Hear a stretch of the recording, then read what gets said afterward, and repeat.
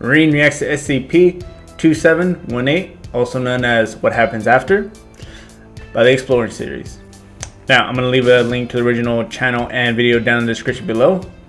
Also, on all new videos, at least regarding to SCP, I'm also going to be posting a link to the author who wrote this SCP, as well as the wiki page. That way I can make sure that everyone's getting all the credit that they deserve to their own respective platform. So like with most SCPs, I usually only know very small little tidbits of information on them. I mainly just try to get a fresh look at them from the moment I react to them.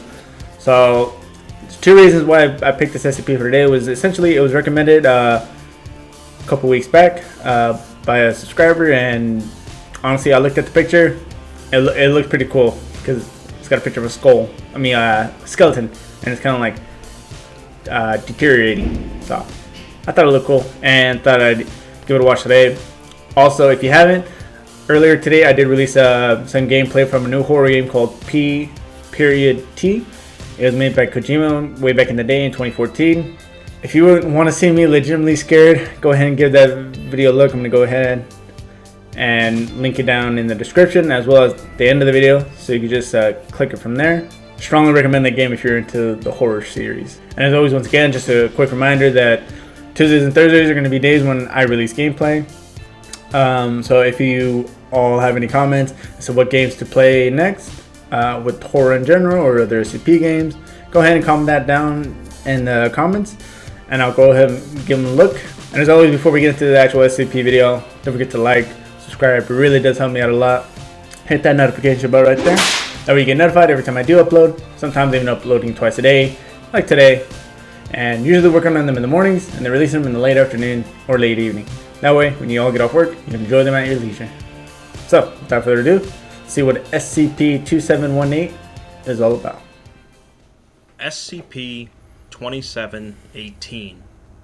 What happens after? The concept of the afterlife has plagued humanity since the dawn of time, provoking countless discussions, arguments, and more. The question of what happens when we die is often tied strongly to religion, with answers ranging from eternal paradises to fiery hells, or even reincarnation. It likely comes as no surprise to you that the SCP universe has delved into the concept of the afterlife in a few different ways, but today we'll be looking at a particularly grim version of it. 2718 definitely starts in an odd way, with the SCP number constantly shifting, the object class listing an error, and the first line of the containment procedures actually describes the SCP itself. We see that SCP-2718 is a Damarung class cognitohazard. A cognitohazard is any sort of mimetic effect that can alter an individual's way of thinking. Damarung is a German word meaning dusk, or twilight, and as far as I'm aware, this is the only SCP that carries that classification. The containment protocols go on to say how forbidden 2718 is, and it's only by extreme chance that we've stumbled upon its report at all. It says that this report cannot be deleted or effectively redacted by any means due to the clearance level of the original author, suggesting an 05, and basically says if you close the article now, report it, and get immediate amnestic treatment, no disciplinary action will be necessary. Of course, we read on, and the following section contains orders for any agent sent to handle this breach of SCP-2718. So, just real quick, this SCP is a document. I'm assuming it's got, and it's just a bunch of warnings about not reading it. But I don't know if that's supposed to be the whole document, or that's just like a little warning or like a preface before you actually read the actual document. So hopefully we'll find out. Basically, since this report is about a very dangerous cognitohazard that affects anyone who reads about it, and the SCP Foundation can't delete, redact, or restrict access to it normally, they have to find a workaround to conceal it. I'll spare you the technical details and summarize. Essentially, they are exploiting a weakness in their databases by constantly switching the designation of the article with another random one. This is responsible for the weird numbering at the top of the article, and causes links to 2718 to disappear. By doing so, and drawing out the process using intentionally bad algorithms, 2718 is almost always hidden from view. But there is a very small window, when the process ends and before it restarts, when it becomes momentarily visible. This of course allows someone browsing the database to see 2718 and click on it, where they are presented with a severe warning. This is currently the Foundation's best way of containing 2718, as it's a very small chance that someone will happen to see 2718 in the database and proceed to read past the warnings. Alright, so you said past the warning, so it's not the whole article, which is kind of what I was thinking in the beginning, so it's just a little preface warning. Of course, since we as readers always have access to each SCP, this explanation is just for the sake of the story. The agent working on the terminal that accessed the page then has a unique job, because due to amnestics wiping people's memory, no living person has knowledge of 2718 other than them. Their task is to improve the containment protocols of 2718 in any way they can before their memories are wiped, and 2718 goes back to being completely unknown again. Unfortunately, the agents sent to respond to a 2718 breach are left unprepared for this task, and have only 2 hours to work on it. A log left by one of these agents mentions that if an agent fails to complete their task within 2 hours, or upon return they still remember the current year or name of the current president, they are to be terminated. This suggests that the amnestic given to those who work on 2718 is a massive one. The log ends with the agent saying that he was curious and figured his brain was hosed anyways, so he read 2718's description. He says to resist the urge, and hopes that the amnestic kicks in quickly.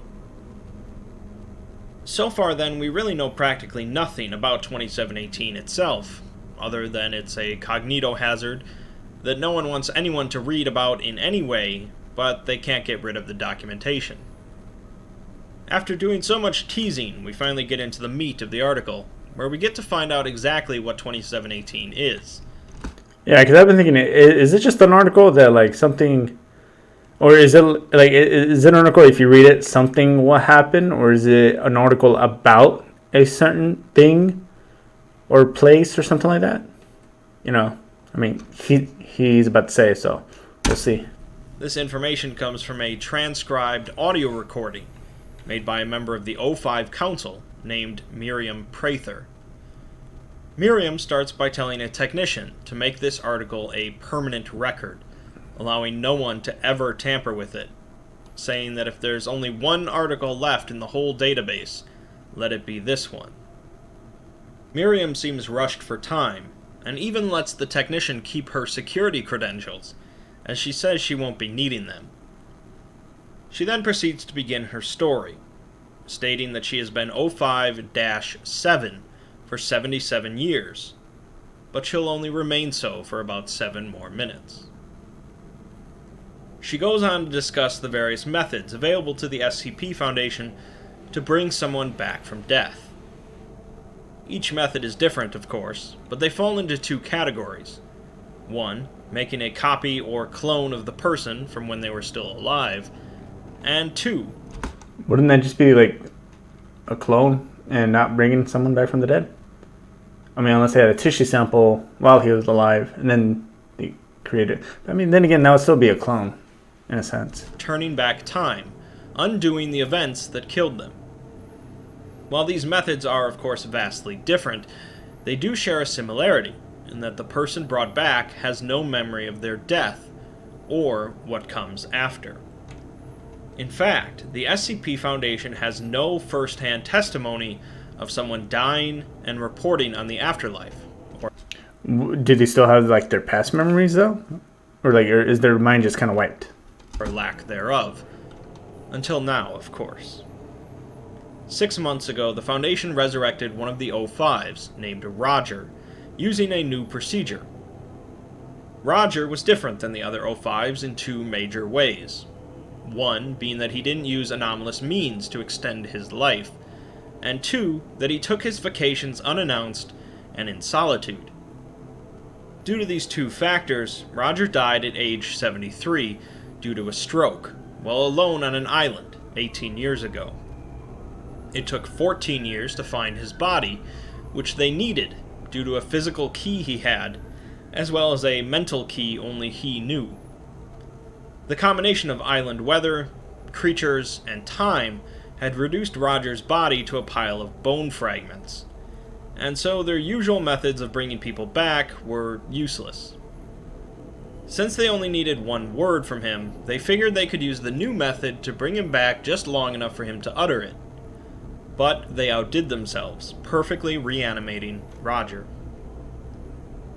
Roger returned by uncontrollably sobbing for half an hour. Did they say how did they say how they reanimated him? Or was it 2718 specifically that can do this? I don't remember hearing anything about like how they actually run him back. An hour, followed by exhibiting constant signs of joy and relief. They kept him quarantined for 30 days, during which he cooperated completely, and so they restored him to his position on the council. He returned to the job with renewed vigor, wisdom, and insight, and began utilizing supplements to extend his life. Additionally, he began to show a greater interest in the Foundation's safety protocols, and developed a profound distaste for sacrificing D-Class on projects. Although the O5 Council did not think anything greatly unusual about this pattern of changes, you can likely see where this is heading. In their interviews with Roger, he claimed that he remembered nothing of the afterlife, cleanly passing all of their polygraph tests. Roger began looking into immortality, but according to Miriam, due to quantum uncertainty, even the SCP Foundation haven't found a way to accomplish that. Strongly disappointed by this information, Roger broke protocol and made direct contact with an apex-tier pluripotent entity contained by the Foundation. These entities are implied to be the strongest reality benders known to the Foundation. Roger covered his tracks well, so no one knew for some time that he had done so, but eventually the Council learned about it, believing that Roger wished to make a deal of some kind with this entity. That brings us to the present time of Miriam recording this, as earlier that day, she and another O5 member confronted Roger privately, and he confessed everything. She replays an audio recording she made of Roger's confession, and we finally get to learn about SCP-2718. I think it's best if I read parts of this verbatim. I dared not speak of this at first. You'd never have let me out of containment. The truth is, I was aware of all of it. I suppose there was a sweet oblivion, like deep sleep at first. But in retrospect, I think it was no more than a day. Slowly, but unmistakably, I reoccupied my corpse with dreamlike consciousness, numb for the first merciful hours, blind, deaf, and immobile. But then I seemed to reconnect to every nerve, and became aware of every sensation, more so than I ever was in life. I perceived myself trapped within an immovable object, and the intensity of the struggle amplified. Subtle, then acute, then racking. I cannot describe it completely, but imagine holding your breath, beyond urge, beyond pain, beyond desperation, head throbbing and eyes bulging, a dream of suffocation without end. My skin blistered and split in the sunlight. Biting insects descended rapidly. I felt eggs hatch, larvae crawl, gases build and burst within me, individual cells rupturing, interstitial fluids souring and blackening. It sounds like he's decomposing. And never-ending suffocation, so I'm assuming just constantly decomposing forever? Or until there's like literally nothing left of the body? Somehow my capacity to experience and store these sensations grew, even as I was keenly aware of my cerebrum being scattered and devoured, My perception expanded into the gizzards of birds and the depths of fire ant dens. I was aware of every fingernail and strand of hair that pulled away in the wind, and my sensation clung to them as they settled in the ocean and dissolved in the maws of a trillion diatoms. He goes on to say that his capacity for pain continued to grow rather than numb, intensifying every second, month, and year. He says that although in life he imagined hell to be quite horrible, there would surely at least be a tormentor and some sense of justice, whereas this was illogical torment. He says, "I do not think this is a punishment. I do not think it is caused. I deeply suspect it is simply our condition, our nature to go on this way. Do you see? In all that time, I was certainly, absolutely, totally alone, and before long all memory of life had shriveled to a cinder, lost beneath my interminable anguish. Alive again, I suspect I cannot quite recall the worst of it, as if my living brain is too small for the experience." He admits that he went to the entity for help in making him immortal, as he refuses to return to that afterlife. If anybody knows the name of this entity, because I don't think they said the SCP number, let me know down in the comments below, because reality benders sounds quite intriguing. He concludes that this fate awaits everyone who dies, and he'll do anything to avoid it, asking Miriam and the other O5 to join him. Miriam was dumbfounded, sympathetic, and most importantly, fearful. They called an emergency session of the council to share this information, and Roger gave his testimony again. Much of the council reacted calmly and with concern, but one stated that they must declare human death as a Keter-class SCP. The council fell into a shouting match as Roger began sharing even darker details of his experience, and a few members moved to begin terminating dangerous SCPs to protect humanity. Here, Miriam mentions that the O5s became convinced, one after another, and she wonders to herself if belief is the key. O5-1 then silenced the room, saying that the council has lost all reason, and with only one possible explanation. The entire council would be given amnestics, except for Roger, who would be placed back in containment. Roger bolted out of the room before the doors could be sealed, and Miriam chased after him to stop him, but immediately regretted her decision, as she desperately wanted the amnestic. Since Miriam now knows her fate is sealed, she had this article created and made it permanent, so that knowledge of 2718 wouldn't be forgotten, and she would be hopefully brought back from the afterlife that awaits her. The doors suddenly burst open, and gunfire erupts, leaving Miriam dead. So from just that little chunk right there that they said, 2718 is the article that talks about this place. And then the actual place would, I guess it would be considered 2718-1 or -2. Just because they would both be related. One of them is just like an overview on it. And when they said the power of belief, does that mean that if you believe in this place or if you know about this place, that's where you'll end up going? So if you were to kind of believe the opposite would happen, like, you know, like pearly gates, heaven and all that, would that mean that you would go there? And then also, I think he mentioned it as well, if Roger went to this place, how did he get knowledge of it? Because if he believed in it, he would have gone there, but how would he have even known about it in the first place? From what I'm getting is that if you believe in it or if you know information on it, that's where you're going to go. And then obviously seems absolutely horrible. Yeah. We hear an MTF discuss a breach of a Ketter's SCP in another compound, where SCP-106 is contained. Rather than 106 escaping, it seems that Roger intentionally went into 106's containment, a fate considered by most to be worse than death, but perhaps it's better than SCP-2718. So that's the afterlife in the SCP universe then. Whenever anyone dies, they'll slowly experience the pain of their body decaying for all time, right?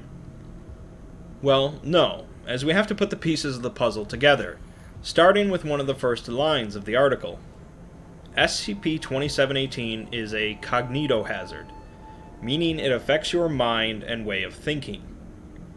This ties in with Miriam's statement of belief being the key, and why she was so regretful of not breathing in the amnestics. It's not that she wanted to live without the fear of knowing what the afterlife was. It was that she wanted to erase the cognitohazard. Basically, if you have knowledge of SCP-2718 and believe it, you are then affected by it, and it becomes your afterlife. Not only that, but it actively changes your way of thinking, so that you firmly believe this is the true afterlife awaiting everyone, not just those familiar with 2718. This has inevitably resulted in the spread of 2718, both in Roger confessing the story to the Council, as well as Miriam making the report on it permanent. 2718 is certainly one of the more horrific SCPs on the wiki. Less so because of some terrible disease or monster, but because it plays on the existential dread felt by many humans since the dawn of time. It's unclear why Roger experienced 2718 in the first place, and who's to say that the idea of it being a cognitohazard isn't just a lie. SCP-2718 is an odd SCP article since it really more fits the format of a tale, but it is definitely an effective one at evoking horror. Alright, let's talk about that for a minute. Very confusing a little bit in the beginning because I wasn't really understanding if it was just an article, like a piece of paper, being a cognitohazard, or it's going to mess with your mind. So it's a place, and the article is physically talking about this place, or what Roger was describing, and that they ended up talking a lot about belief and just how it also makes you think that this is what's going to happen after you pass away. So when they talked about if it can make you think that that's the only afterlife that's going to happen and that you're going to go there, not only if you know about it, but if you believe in it, then that's where you're going to go. But with that in mind, does that mean that there are other afterlives out there? Like, say, your typical heaven and hell. Obviously, this could be kind of considered a form of hell, I guess. But is there different types of afterlives, or even that in the SCP lore, is there any form of like reincarnation or like anything like that? Comment that down in the comments below. I'd be very curious to see what kind of places. And just real quick, don't understand why he walked into SCP-106's, the old man. Unless he tried to walk into his dimension, maybe you don't age in his little pocket dimension. But I don't think this guy is very good at, I guess, playing well with others, to put it nicely. And then if he went to go to 106, pretty sure he would have died. And if he died, most likely he went back there to 2718. I don't know, but I mean, that's something I would definitely have to look into more. And if you're curious to see what next 5 videos are going to be coming up, go ahead and check the description down below. You're going to find that information there, top to bottom. And until then, I'll see you all in the next reaction video. Bye.